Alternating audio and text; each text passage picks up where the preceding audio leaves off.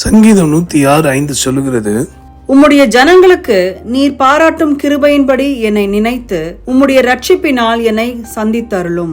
நம்மை சந்திக்க விரும்புகிறார். ஆம் பிரியமானவர்களே, தகுதியற்ற நம்மை, கரைபடைந்த நம்மை, குறை நிறைந்த நம்மை தம்முடைய ரட்சிப்பினாலே சந்திக்க தேவன் விரும்புகிறார். இதைதான் தன் விருப்பமாக பக்தன் சொல்லுகிறார். இதை கேட்கிற அருமையானவர்களே, கிருபையின்படி என்னை நினைத்தருளும்.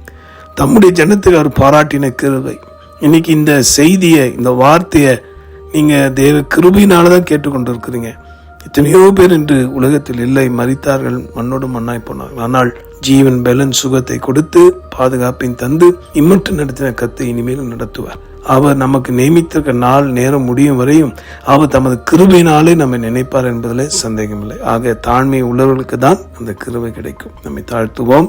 தேவனுடைய ரட்சிப்பை அசட்டை பண்ணாமல் அதை பெற்றுக்கொண்டோம் என்று மட்டுமல்ல, அதை காத்து கொள்ள வேண்டும் என்கிற உணர்வோடு தினமும் பிரயாணப்படுவோமா? உதவி கேட்க ஜெபிப்போம். அன்புள்ள ஆண்டவரே, ஒத்தாசை பண்ணுங்கப்பா. என்னோட ஜெபிக்கிற யாவரையும் ஆண்டவரே உம்முடைய கிருபையினாலே நினைத்து சகல சாவ நோய்களுக்கு, போராட்டங்களுக்கெல்லாம் விலக்கி ரட்சிப்பினால் அலங்கரியும் அப்பா. உடைய வார்த்தையின்படியே எங்களை ஆசீர்வதி. ஜீவாதிபதி இயேசு மூலமாக வேண்டுகிறோம் எங்க நல்ல பிதாவே, ஆமென். உங்களோட ரட்சிப்புக்காக, மீட்புக்காக திறப்பில் என்று ஜெபிக்கிற உங்கள் அன்பு சகோதர மணியை. God bless you.